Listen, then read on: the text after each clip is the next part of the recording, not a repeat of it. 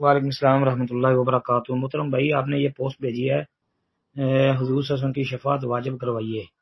اس میں عبداللہ بن عمر رضی اللہ عنہ سے مروی ایک روایت منظارہ قبری واجبت له شفاعت لکھی ہے۔ اس کے متعلق آپ پوچھ رہے ہیں، یہ روایت ثابت نہیں ہے، سنن دارقطنی کے اندر یہ موجود ہے صفحہ 268 پر، اور اس کو منکر قرار دیا ہے شیخ البانی وغیرہ نے، اور ضعیف ہے یہ۔ تو یہ روایت ثابت نہیں ہے، کیونکہ یہ عبداللہ بن عمر رضی اللہ تعالی عنہما سے بیان کی جاتی ہے، حفص بن ابی داود عن لیث بن ابی سلیم عن مجاہد۔ تو ایک بات تو یہ ہے کہ اس میں حفص بن ابی داود پر بھی کلام ہے جی۔ پھر لیث سے مراد لیث بن ابی سلیم جو ہے، یہ لیث بن ابی سلیم یہ بھی ضعیف بھی ہے اور مدلس بھی۔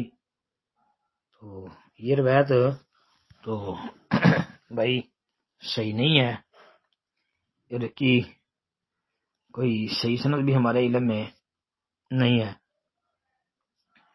اور اس کی جو کوئی اور سندیں بھی بیان کی جاتی ہیں تو وہ بھی پایا ثبوت کو نہیں پہنچتی۔ ایک روایت میں یہ بھی آتا ہے کہ جس نے میری وفات کے بعد یعنی زیارت کی تو وہ ایسے ہے جیسے اس نے میری زندگی میں زیارت کی جی۔ یہ الفاظ بھی موجود ہیں، من زارنی بعد موتی فکأنما زارنی فی حیاتی۔ تو یہ بھی روایت صحیح نہیں ہے، بلکہ اس طرح کی کوئی بھی روایت جو ہے نا وہ پایا ثبوت کو نہیں پہنچتی۔ تو اس لیے یہ آپ کی بیان کردہ پوسٹ والی روایت جو ہے نا وہ صحیح ثابت نہیں ہے، بلکہ ایک جو ہے نا شیخ البانی رحمۃ اللہ علیہ نے سلسلہ ضعیفہ کے اندر یہ روایت درج کی ہے، من حج فزار قبری بعد موتی کان کمن زارنی فی حیاتی۔